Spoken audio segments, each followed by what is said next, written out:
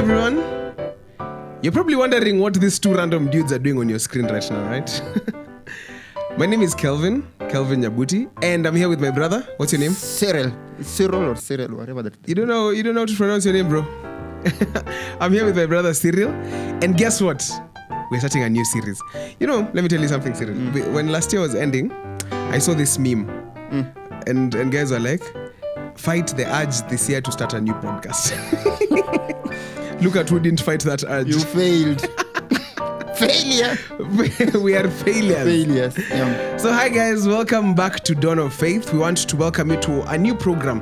And this is a program that we are really excited about. It's a program that we have spoken about for a while, not as a program, but just in the sense that we've had conversations around the gospel, around God, around the Bible, that have eventually morphed into the necessity of us having these conversations.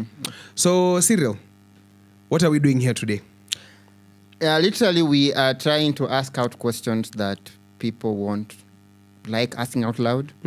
Perhaps you might be viewed as a heretic or something. Yeah, and I think one of the biblical... I like how the Bible allows curiosity and questioning. You know these days when you ask a question, is there a God? People look at you, what are you saying?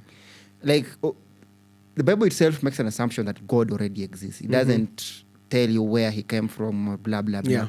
Just makes that assumption. And so when you're growing up, personally when I was growing up, I'm a very stubborn person. I usually don't like when you tell me something A is equals to B, I have to know why is A equals to B.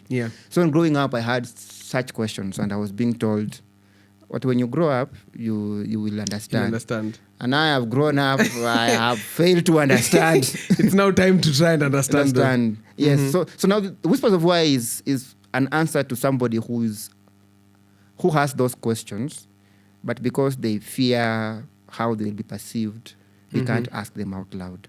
Yes. And that's interesting because I think many of us genuinely, where we come from in our experiences of life, whatever context we've grown up in, we've been cultured around the fact that, especially when it comes to questions of the faith, growing up in a Christian household, for example, you're told not to ask these questions. You're cultured around the fact that if you ask certain questions, it's because you're an unbeliever or because...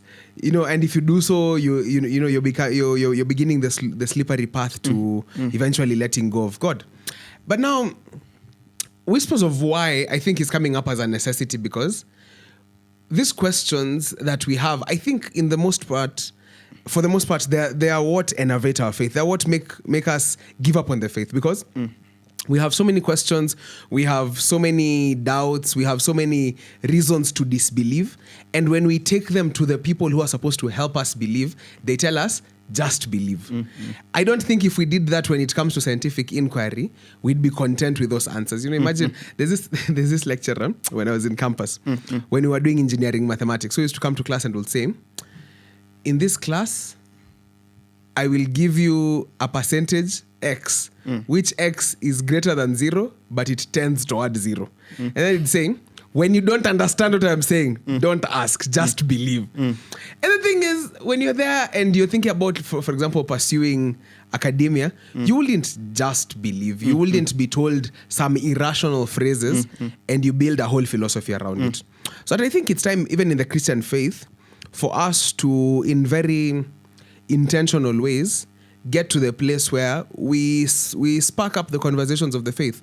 Things which many people are, believe in their closets or hold in their closets that are making them disbelieve in the Lord. So that we bring them to the front and we deal with them. Yeah. I think most people present God as if he's somebody with inferiority complex. Like he's too scared if we ask these bigger questions. And he even, in fact, he dares us, ask and it shall be given to you. And he tells us, come, let us reason. Don't just believe things because I've said I believe them.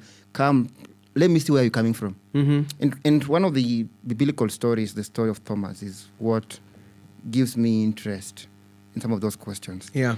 Like Thomas was audacious enough to tell these people, I know you guys have said you have seen him, but I will not believe. He was a skeptic. He was somebody who didn't just take words at their face value.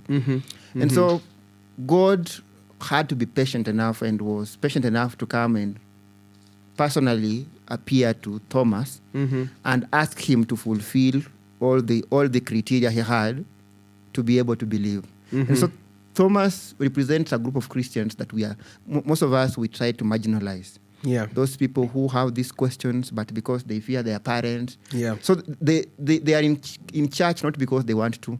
It's because they fear what their parents will do to them. And so Whispers of Why, it's a response to tell you that, I mean, God is so bold. He wants you to ask him those questions.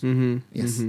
And I was just, when you said Thomas, I began thinking of Jeremiah chapter 33, verse 3. And it's a very familiar text which says that, call unto me and I will answer you and I will show you great and mighty things which you know not. It's interesting because this is God saying that, call me and I will answer. And the response to that answer is that I will show you things you don't know. That there is information that up to this particular point is beyond our realm, in the sense that we have not yet comprehended it. God doesn't say, I will never explain these things to you. In fact, he says, in response to us calling him, he will reveal all those things to us. And I like that you said, many people imagine God has an inferiority complex. But when you read the Bible, God is very bold about it. When he says, for example, in the book of Isaiah 55, that my thoughts are higher than your thoughts. For me, that's quite the bold statement, because when he says his thoughts are higher than ours, it basically means his level of reasoning and logic is so significantly beyond what we can ever imagine, that where the wisdom of man ends is where the foolishness of God begins. So that God has an infinity of wisdom and knowledge for whatever questions we have. And I don't think, in all honesty, that God will create the human brain and then be intimidated by the questions that brain comes up with. It's like how when you talk about the progress of AI and whatnot, and you talk about getting to the place where we have general intelligence and artificial and AGI, and we say that AI is going to get to the place where it's able to replace us entirely. Software developers like us, we are suffering. We are suffering. The next 6 months will be replaced. And it's wild to think that God might have created us as automatons who he is now like, we've developed so far beyond his capacity, until he's shocked. He's like, wait, the questions you guys are asking, they're not in the manual that I had for you. So don't ask them. Otherwise, no, I think if God truly is infinite in his capacity, he should be able to deal with the questions that we have. But now here's where I want to throw a question to you. What then? So are we then saying, as we start up Whispers of Why, that the path, and I'm sure someone listening to this is now probably wondering, are we saying that the path to truth is through doubt? Are we falling, are we invoking the Grecian view of pursuit of knowledge, where you just ask idle questions? Are we saying doubt is the way in which we come into a knowledge of the truth? Or rather, to phrase it well, what's the difference between how a skeptic asks questions of God to try and invalidate God, and how an honest inquirer asks questions to be able to find out the truth? Both of them are asking questions. What's the difference, and which one are we trying to do here at Whispers of Why? Yes, so you see, like, there are two frames of mind, as you've said it. A skeptic, the motive is not to get the answers. The motive is to disapprove. Yeah. Like, I just want to make sure that this story is wrong. A secret inquirer, a person who's trying to, like, the intention is, I mean, perhaps there might be some truth in this, but I just don't want to put my feet in too deep without knowing if this is a cult or if this is something that is objectively true. And God makes bold claims, like in John chapter 1, verse 1. Yeah. Like, in the beginning was the Word. The word for word there is logos, for those who've studied Greek, or if you went to a biology class, there was bio and logos. Yeah. Logos meant knowledge. Yeah. Like, knowledge of even basic truths, like 1 + 1. Like, he's the totality of knowledge. And so, to us, somebody who admires, just who follows truth for whatever it leads to, he's not inquiring for him to disapprove it. He just wants to see if it's genuinely true. But a skeptic has this mind that, I don't believe in this. I just want to know. I just want to prove that if it's false. And so somebody going to read the Bible where he sees chapter is it chapter 4, chapter 5 where God kills everyone except the 8 that remains. It's chapter 6. So he goes there. The first assumption. You see a tyrant, and as in I am in chapter 6 and he has already killed everyone. And so like you don't approach it from what is the context. What was God meaning in this? So I think for us, the Bible has given us some basic truths, okay? Or we have basic truths that there's something that exists beyond our comprehension. And so we are trying to seek that perhaps did God actually reveal himself through this? And if he did, because as in the Christian God that people present is someone who wants to be known, okay? He doesn't shy away. He wants. He's really so into this like creation so much that he wants us to know him for who he is. So we are asking a question: does the claims that people make actually do God support those claims? And so that we are in pursuit of knowing if this Bible presents the true facts, or if some facts are construed. Amen. And so, like what you're saying is that the posture of the heart of the honest inquirer is not that they're beginning from a place of antagonism. It's not that I want to be able to prove that God is wrong. It's I want to give God a chance to convince me. And the thing is, God actually does say if you give him a chance to convince you, he will do that. You know, because God, and maybe people who are hyper-religious should take time to actually think about this, that people are afraid of asking questions, or rather are afraid of allowing others to ask questions, because we feel like if they ask and they don't find answers, they're going to leave the faith. But then what we're trying to say is that God has a greater desire for us to come to the faith than any human being ever will have, so that if this is true, then God also has a greater desire to answer whatever questions we have, if he knows those are the questions that will keep us away from the faith. So that God's posture is one that favors curiosity, one that favors inquiry, but only one that favors the inquiry of the honest heart, where we are asking not because we want to prove a point, or because we want to disprove God, but because we've had a glimpse of something greater than us, and we want to give God the capacity to convince us that he is that greater thing. We want to open our hearts to the possibility of him being the answer. And I want to read for us a quotation from one of my favorite books. This is a biblical, this is, if you've ever read the Message Bible, it was translated by a gentleman called Eugene Peterson. You have a physical copy of it? Yeah, Peterson. It's already here. Yeah, it's translated by a guy called Eugene Peterson. And there's this line which he writes in page 75 of this book. It's called, I'm reading a book called A Long Obedience in the Same Direction. It's one of my favorite books on the face of earth. He's my second favorite author, by the way, apart from biblical authors. And he writes and says, so he's talking about how, for context, about how many people disbelieve the gospel because they haven't given the gospel a chance to answer the questions they have. And he's commenting on the Psalms, and he eventually talks about how the Psalms present this God who's not ashamed. So he uses this phrase, warts and all religion, where the Psalms are like, whatever is present is what I'll tell you. So the good things, the bad things, the terrible things. And then he adds and says, now this is what I want to read. I just want to read it verbatim. He writes and says that many of us, when we're reading the scriptures, in the midst of the world painted in the Bible, we imagine that all the Bible is doing is to present to us what would otherwise look like an advertisement of God. And then, so we read it and say, vigorous poetry, well done, but who was your copywriter and how much did they pay you to say these things?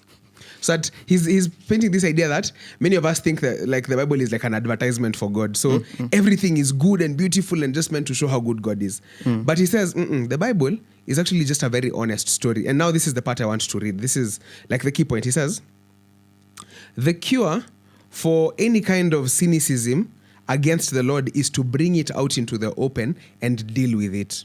So that anyone who has a question, any kind of cynical thoughts about who God is, the cure to it is to bring it to the front and to deal with it. So he says, if it is left, if cynicism, questions, and doubts are left to work behind the scenes in our hearts, they are a parasite on faith, they enervate hope, and they leave us anemic in love. That this culture built around running away from questions, this culture built around hiding cynicism and persecuting people who have questions, it becomes parasitic to faith. It kills hope. It leaves us anemic in love. And so he says, don't hesitate to put the Psalms or any other scriptural passage under the searchlight of your disbelief. The reason many of us do not ardently believe in the gospel is that we have never given it a rigorous testing. We have never thrown our hard questions at it. We have never faced it with our most prickly doubts. Subjected to our most relentless and searching criticism, the Bible, I think, will finally convince us of its honesty. There is no literature in the world that is more true to life and more honest than the Bible. For here we have warts and all religion. Every skeptical thought, every disappointing venture, every pain, and every despair we can ever face is lived through and integrated into a personal, saving relationship with God. I think that's a point, man. Mm-hmm. So let me ask, are there ways in which this culture of hiding away doubt and keeping questions at the back and not bringing them to the front, are there ways in which they have affected your faith as Cyril? Yes. You see, sometimes for me, if questions pile up as much, like it's a ticking time bomb. Because at some point, you're going to be faced with a challenge of sorts. Yeah. And then the question of, because all these questions, if you don't have them, like, you don't have like a reasonable explanation. Of course, we are not saying that we can answer all questions, but we need sufficient questions to the level that the Bible can be trusted. But if you leave these questions piling up, as in for a long time, you're going to be in a situation where when circumstances, like when an issue of suffering, actually suffering is the best situation. And now this doubt starts becoming like, they become so compounded. You now start doubting the question is God really there? And because he's never answered any of your questions. Yeah. Yes. But if you pursue like the course of inquiry and you study the Bible the way it is, when you have answered like sufficient questions, you may be able to believe in that which is unknown. And I like how I was looking for Jeremiah as you were speaking, Jeremiah 29, verse 13. Actually, verse 12. Okay, the 11.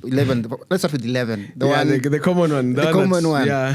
For another thoughts that I think of towards you, say the Lord, thoughts of peace and not of evil, to give you an expected end. Then shall he call upon me, and he shall go and pray unto me, and I will hearken unto you. And he shall seek me and find me, when he shall search for me with all your heart. Now, I like the phraseology of 29 verse 11 to 13. We focused mostly on these verses. We forgot the context. Now, the context is God has sent these guys to Babylon. And he's telling them, when you go there, make sure you behave well. Yeah. Behave well, because if they prosper, you shall also prosper. And then, so they have gone through this pain. And then he's telling them, I know the thoughts I have for you. You know, it's confusing, the thoughts you have for me, and we are suffering. Yeah.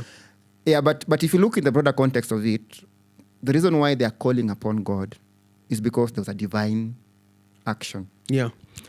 This divine punishment will be able to lead them to a point where they can be able now to ask and seek for God. Because he's telling them that I know the plans I have for you. And that is a divine, as in it's a divine claim. You're asking yourself, okay, which thoughts? Okay? And then that suffering, it's telling me it's a divine punishment. So you're going to ask God, give us answers. And he's going to explain himself fully. So in the sense that God is ready to answer any of our questions.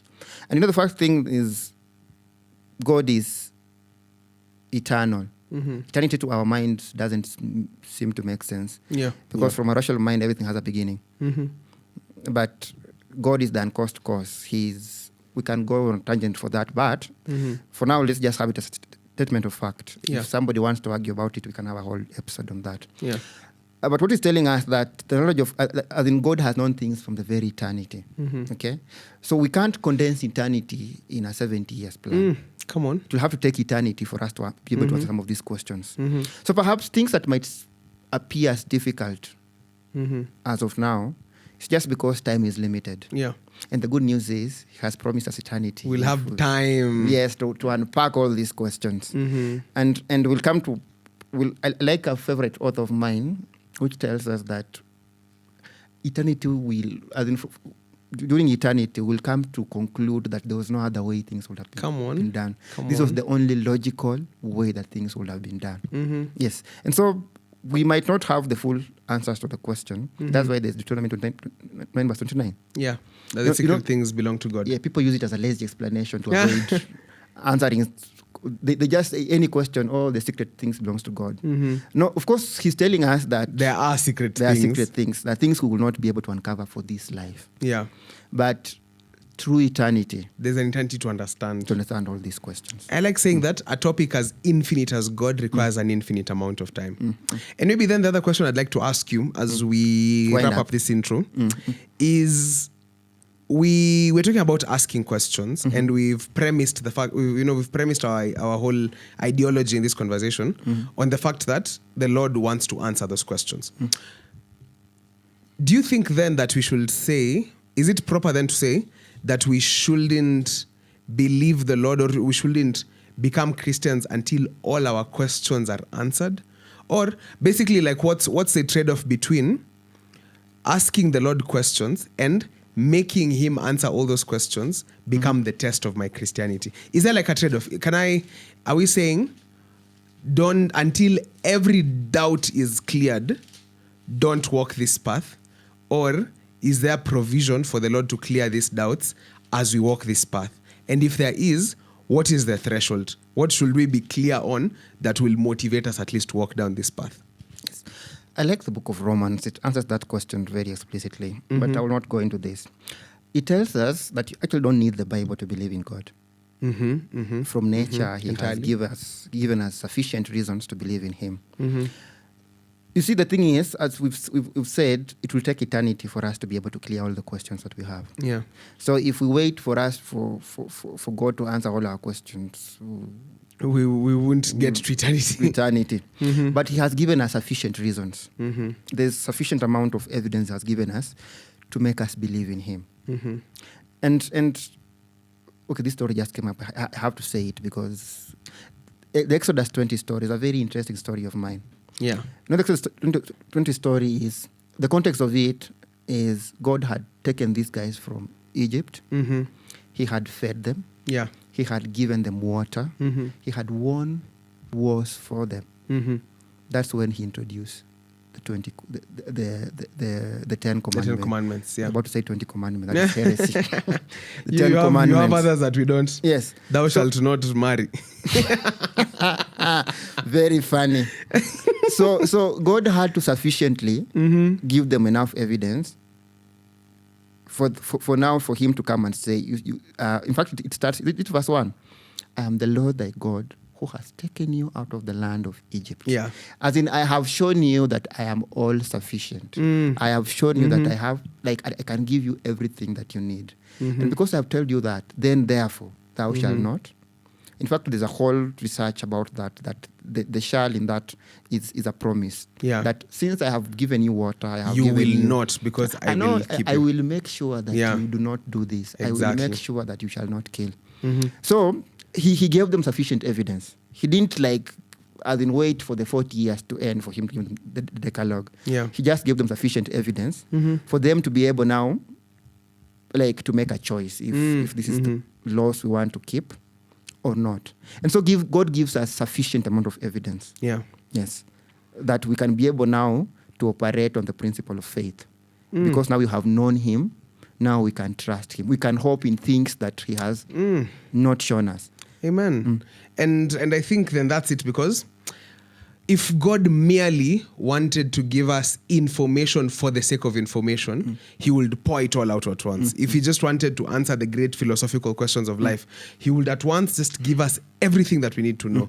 But because God is interested in relationship, relationship means that there is a consistent unfolding of reality over time. You see, like when you want to get into a relationship with a lady, you don't just... For example, you know these memes where someone is like, I've gotten so tired of talking stages, so I prepared a PDF. If someone wants to talk to me, yellow. take this PDF, read it. You want everything you need to know about me is there.